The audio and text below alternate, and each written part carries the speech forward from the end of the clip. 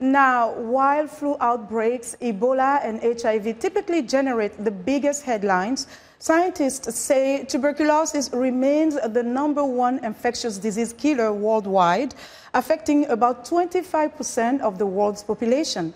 The UN General Assembly hopes to draw more attention to the problem by hosting its first ever high-level meeting on tuberculosis.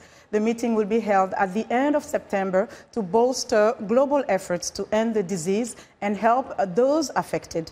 VOA's Jill Craig has more. Life has not been easy for 54-year-old Stella Malgas. The South African woman takes 9 pills a day, down from the 27 she used to take each day. But she's HIV positive, unemployed, and suffers from MDR-TB, multi-drug-resistant tuberculosis. She says the stigma of disease makes her life all the more difficult. I got my family. They can share a plate with me or a mug with me. I have to use it. I have to have my own.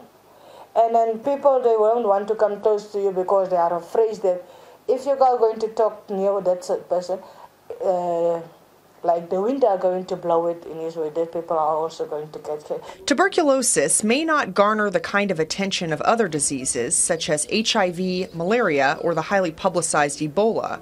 But Hank Tomlinson of the Centers for Disease Control and Prevention says TB should not be ignored. It's the #1 infectious disease killer. It kills more people now annually than HIV.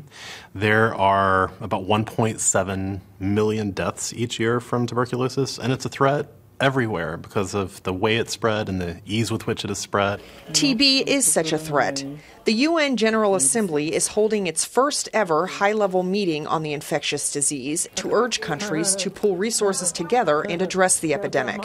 According to the CDC, about 2 billion people are infected with tuberculosis worldwide. The CDC's Rebecca Martin says preventative treatment is crucial, especially for those with the latent form of the disease. Getting them on treatment, which is less expensive, a shorter course, and the adherence is much higher, we can stop going on to active TB, which leads to spread of more TB. But unless patients complete their treatment, drug resistance can develop, making treatment more difficult. These are variants of tuberculosis that are severe.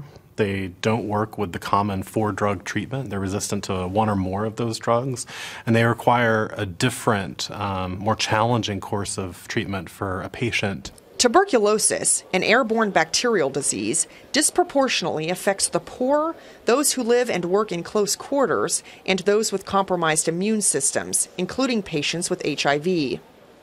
In South Africa, MDR-TB rates are among the highest in the world. We're not seeing the increase in cases due to people acquiring drug resistance, but that multi-drug resistant TB is being transmitted from person to person.